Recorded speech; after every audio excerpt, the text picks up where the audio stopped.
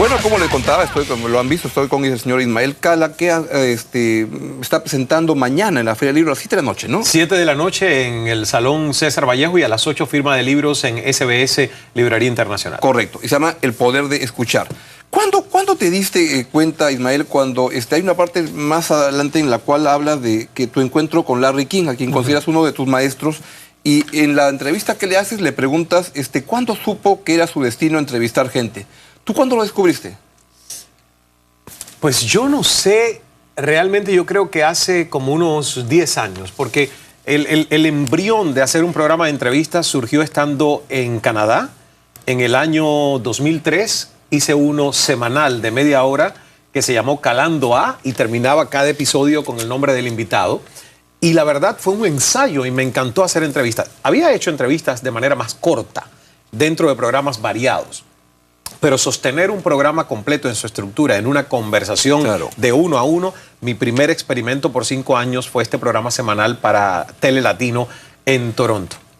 Y entonces cuéntame, ¿cómo eliges al entrevistado? Es un proceso que viene de diversas avenidas. Por supuesto que no es un proceso individual de Ismael Cala. Yo tengo un equipo de producción fantástico al que les mando agradecimiento eterno porque son súper profesionales y somos 6 personas en el equipo y nos reunimos todos los martes en la reunión de producción y vemos lo que nos ha llegado, ya sea por agencias de publicidad que quieren llevar a un escritor con su nuevo libro, cantante con nuevo disco, en fin, todo lo que nos llega por publicistas.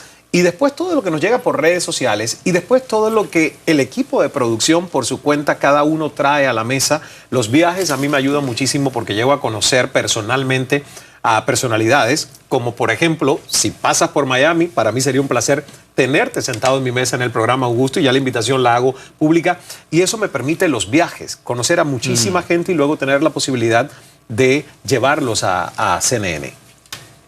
¿Y hay algún entrevistado que tú hayas querido tener y que no lo conseguías y que tras mucho esfuerzo se pudo lograr? Hay muchísimos. Por ejemplo, Carolina Herrera fue una persona que a mi equipo de producción le costó más de un año concretar la entrevista, porque además queríamos que fuera una entrevista en estudio, que ella pasara por Miami, entonces hubo que esperar realmente la posibilidad de que su agenda lo permitiera, pero valió la pena la espera.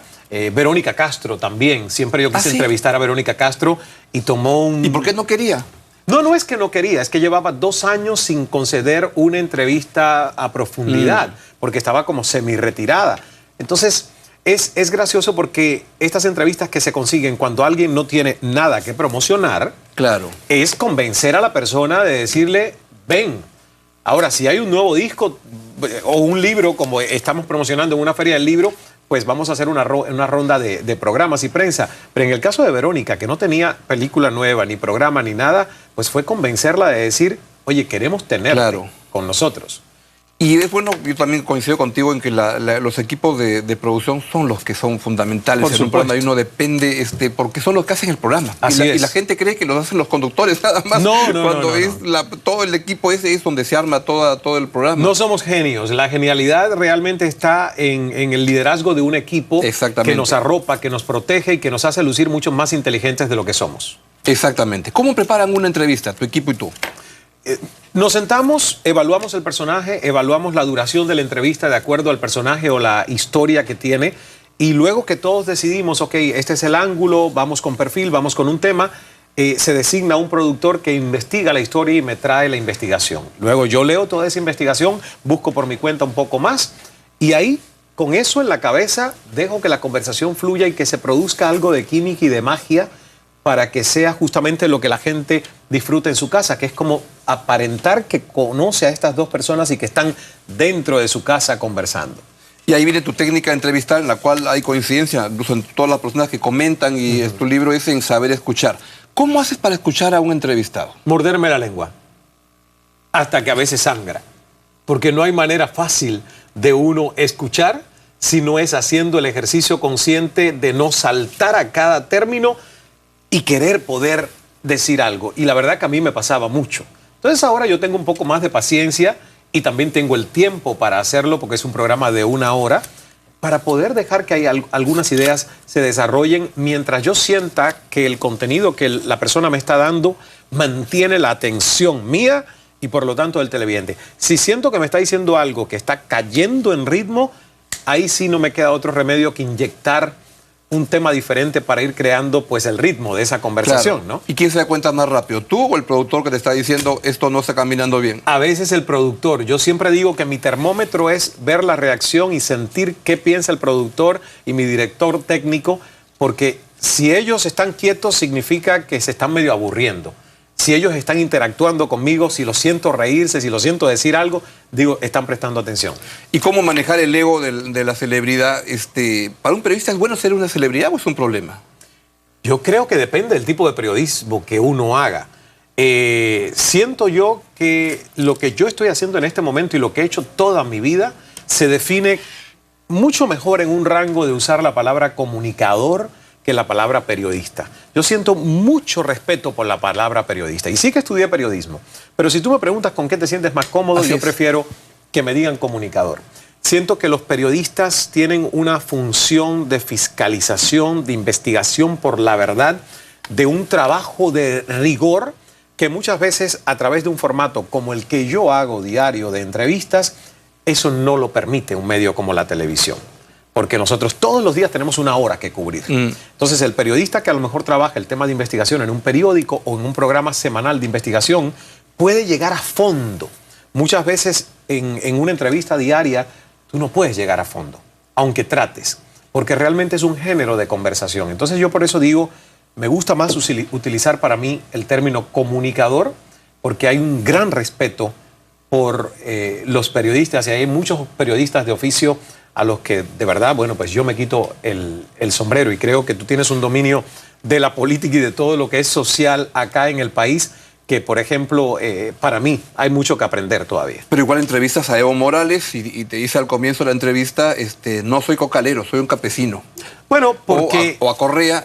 Sí, pero ¿No en el caso de Evo Morales no fue la única corrección que hizo. Su tono de hostilidad era corregir prácticamente cualquier palabra que yo dijera. Y entonces tú vienes desde fuera y tú no sabes nada de lo que pasa acá. Exactamente, entonces ahí no me lo tomo personal. Hay una técnica en muchos de estos políticos que están entrenados para desacreditar al periodista, para ponerlo nervioso.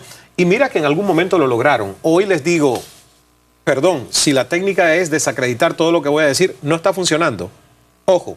Audiencia, los asesores le indican que hagan esto con los periodistas. Es una manera de distraer la atención y de evadir las preguntas. Entonces ya uno va conociendo como las tácticas, ¿no? ¿Cuándo es una entrevista buena? ¿Cuándo te ha salido buena? Vas a tu casa y dices, coño, ya me salió todo muy bien. Yo creo que cuando se produce una buena energía entre los involucrados en la conversación, que uno siente que hay franqueza y que sientes que a lo mejor las respuestas han nacido del corazón y no tanto de una construcción mental medio ensayada.